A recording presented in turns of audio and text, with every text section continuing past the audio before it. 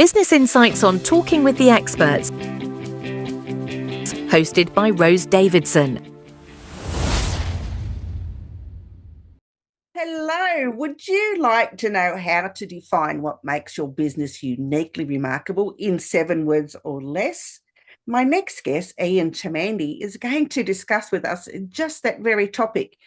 He believes that one of the most powerful ways a company can be consistently unique and remarkable is to discover and live according to its purpose. Ian has over the last 20 years, has helped more than 400 organisations define their purpose and become consistently uniquely remarkable through his proprietary blueprint process, blueprinting, defining an organisation's purpose in 7 words or less, and uses it to design how it will operate and communicate. Ian has adapted this process for individuals so that they can create a personal blueprint for a happy, productive, self-directed and purpose-driven life. He is also an author, he's a speaker and a coach, as well as a contributor to a nationally broadcast TV station. He co-wrote the book, Why Should I Choose You? Answering the most important question in business in 7 words or less, published by HarperCollins. Ian, thank you for joining me today on Talking with the Experts. I'm really keen to find out how I can talk about my business in 7 words or less. Thank you very much for having me, Rose. Yeah, tell me a little bit about your journey. How did you come to, develop this blueprint?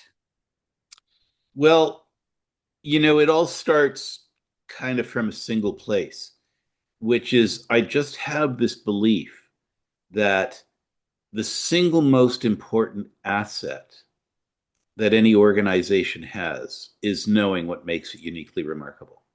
Mm.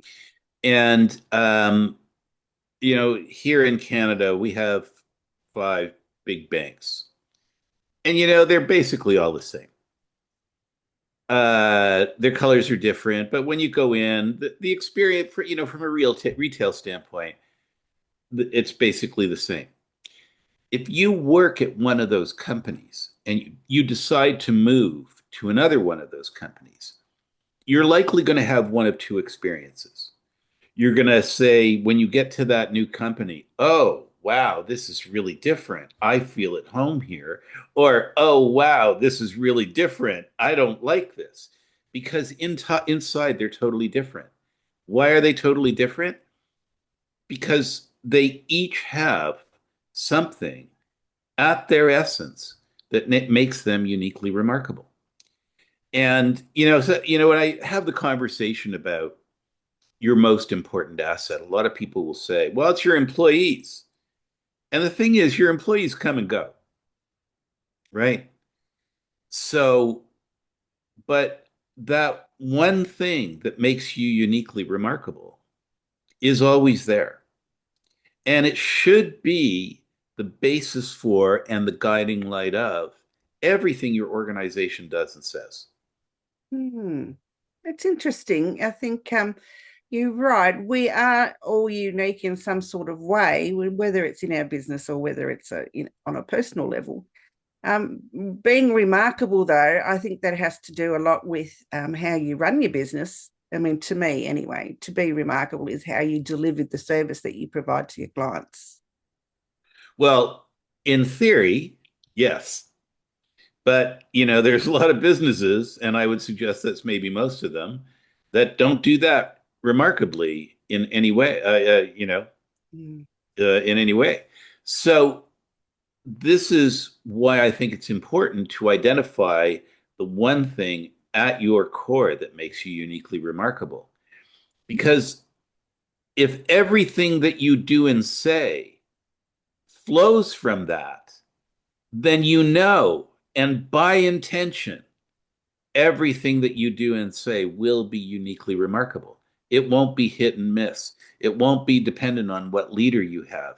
It won't be dependent on, how many resources you have.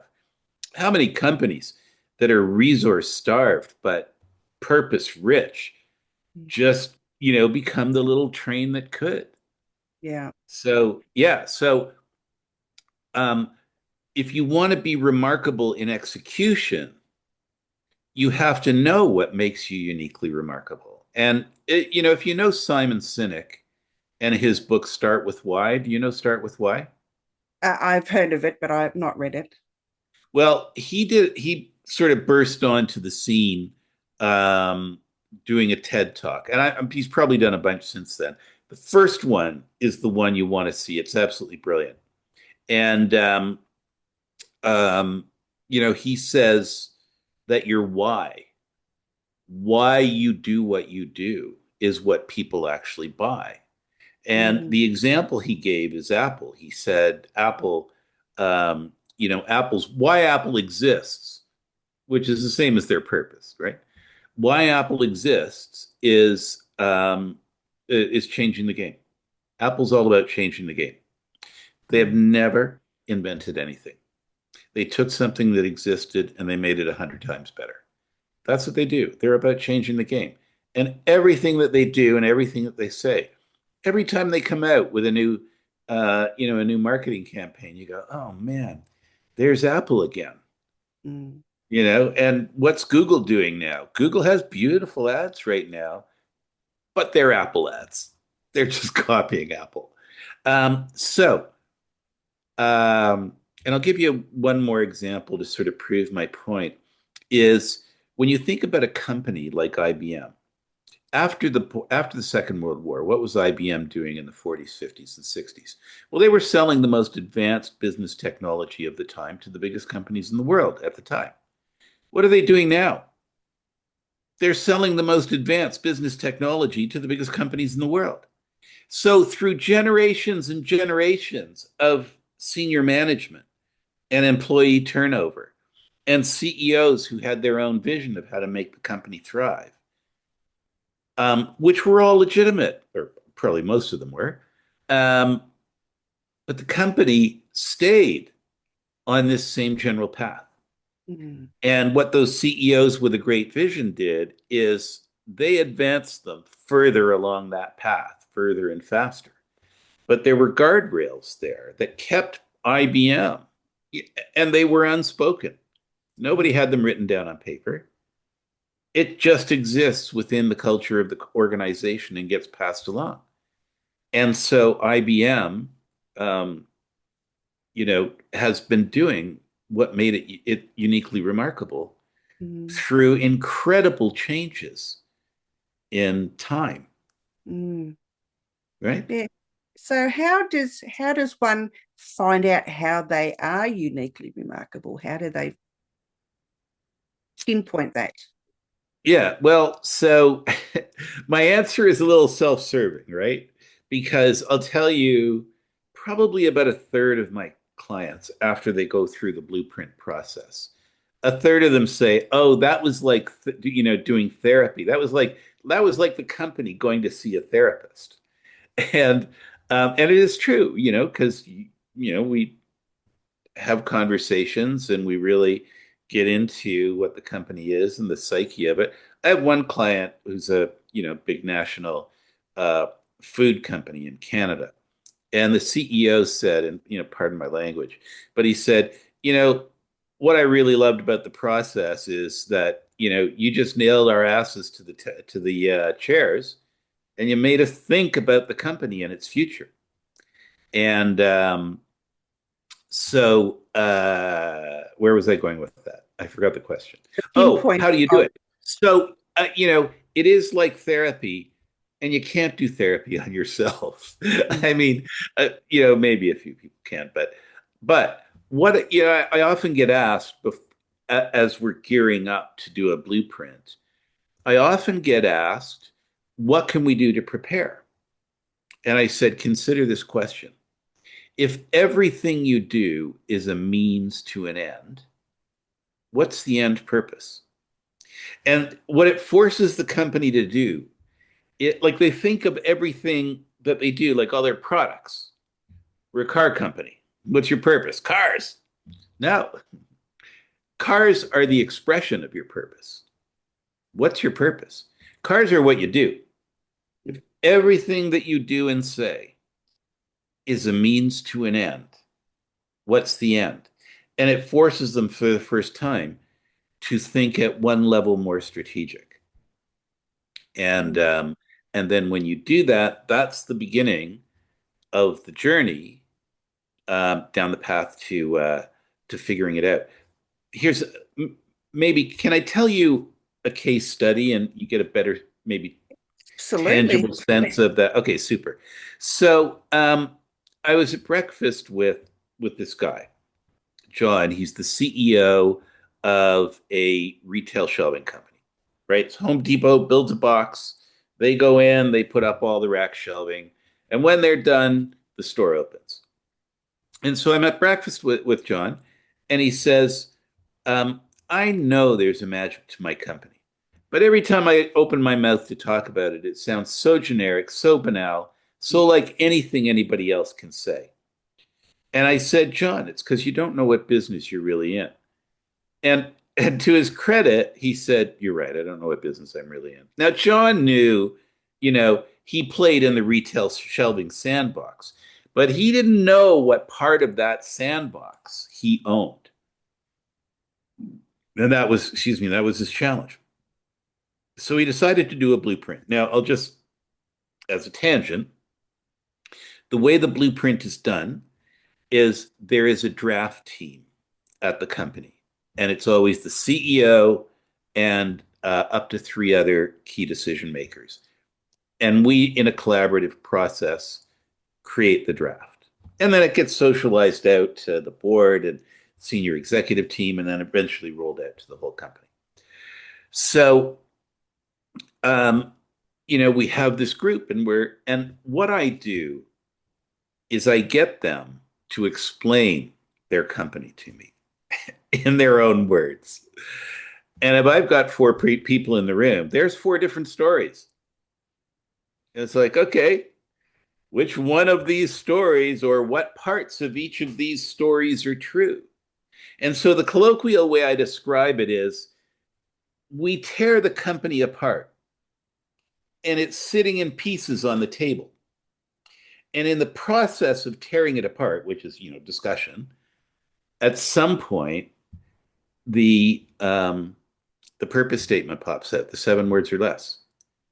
And usually we all sort of go, "Whoa, wait a sec," which is what happened in this case. Because I was just getting the company to talk.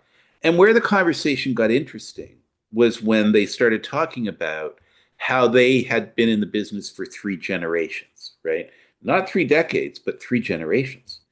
And they had developed, because of that longevity, they had developed techniques and processes and systems and procedures that enabled them to get finished significantly faster.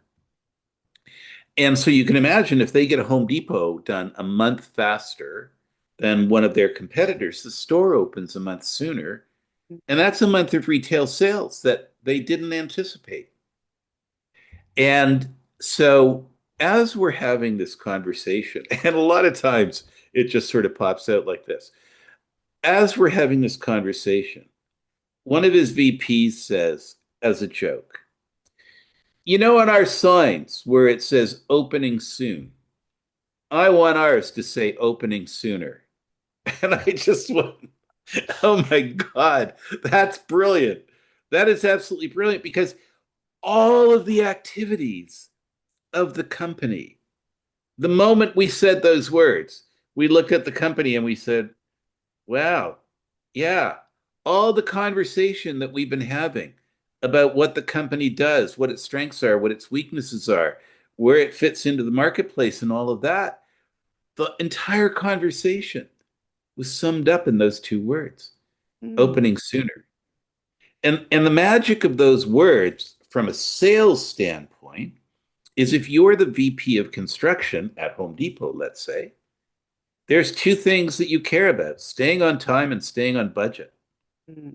So staying on time is one of the 2 things that causes the gray hair. And when John walks into, his or her office and starts his story with, "We are committed to opening sooner," the VP of construction goes like that. And usually the reaction is, "What do you mean?" But it's not out of confusion. It's out of intrigue because as soon as the VP of construction hears opening sooner, those two words blow up in his or her head because they know immediately they connect the dots and they say, opening sooner. So you're not only going to meet my deadline, but you're going to beat it. Green flag number one. And you're going to beat it by so much that we can open the store sooner and start generating revenue that we didn't anticipate. That's what all explodes in the VP of Construction's head from those two words. And now they're like, oh, tell me more. I've never heard this story before. Mm. And it's all because this company identified the one thing at its core that made it uniquely remarkable. And once it did, it could be intentional about it. You do it on purpose rather than, almost by accident. Yeah, that makes a lot of sense. And I think if people actually sat down and found out what their core purpose is, they could come up with 7 words or less that describes what they actually do, rather than the big convoluted mission statements and vision statements. Yes. Yeah. Interesting. Yeah, very interesting. If you want to find out more about Ian, you can find him on LinkedIn, on his website at 7words.biz, and he has something he would like to promote today on his website. Oh, sorry. I'm not sure. I'm not sure what I'm promoting. I don't know. It just says you have a product or service that you would like to promote. Oh, no. I misunderstood. I'm so sorry, Rose, for that. I misunderstood what that was. No, just yeah, there's a lot of information, of course, on my website, like everybody else's website. But what I would encourage you to do if you go to my website is actually go to the blog. I have about 30 videos on there that are all, I mean, it's not all titled like this, but it's purpose and how purpose accelerates sales, how purpose makes training faster and more sustainable, how purpose makes the integration of mergers and acquisitions go much faster, which means money, right? If you can do that integration faster, that's money. And if you're wondering, how does purpose help a merger? Well, you have one company that's this, and you have one company that's this, and you're trying to get them to come together. And this one doesn't want to be this, and this one doesn't want to be this. So what you do is you say, well, wait a sec. Combined, you're this. And both of these companies look at that and go, oh, yeah, I want to be that. I want to be that. Because that's a lot more fun because they've got more capability, more opportunity as a merged entity. Absolutely. I think, sorry. I was just going to say that's how, when Air Canada and Canadian Airline merged up here, 10 years later, the pilots of each airline or the employees of each airline were still complaining about the other. It was just a really poorly handled merger. And that's what I'm saying. They'll create something that both of them want to be, and the merger will go a lot faster. Absolutely. And I think you're right about purpose. If you find your purpose and you find your why, then it's really, not everyone knows their why. No. They haven't actually formulated a why or a purpose. And well, see, I consider them to be the same thing. But to define that is really important for any business, whether you're a one person enterprise or a big conglomerate. So I think if you can define that. Can I tell you, Rose, why that is? Like here's the mechanism of how purpose adds value to your company, is that it's a decision-making tool. At the end of the day, it's a decision-making tool. To say in any situation where you're faced with options, what should we do here? That's usually the question that's asked. And you examine all of the options. And there's a lot, often. And so separating the wheat from the chaff is difficult. If the question you ask instead is which of these options is best aligned with our purpose, that's a much easier thing to answer, right? Which of these options is most aligned with opening sooner? That's an easier question to ask when you're trying to figure out, answers to complicated questions for your business. Mm-hmm. Because a lot of those questions that in the absence of purpose are really difficult to answer, all of a sudden become, it's like the veil lifts and the fog clears. Yeah, absolutely. No, and it sometimes it takes a while, but you really have to sit down and think about it, and work it out. And once you do, I think you're on the flight to success. Or just give me a call. That's it. Absolutely. Absolutely. So don't forget, you can find Ian at 7words.biz.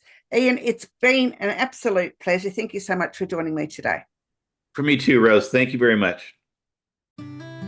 You've been listening to Talking with the Experts with Rose Davidson, the podcast that brings you real stories, bold insights, and strategies that work. Be sure to subscribe on YouTube or your favourite podcast channel so you never miss an episode, and dive into our full library anytime at talkingwiththeexperts.com. Until next time, keep learning, keep growing, and keep talking with the experts.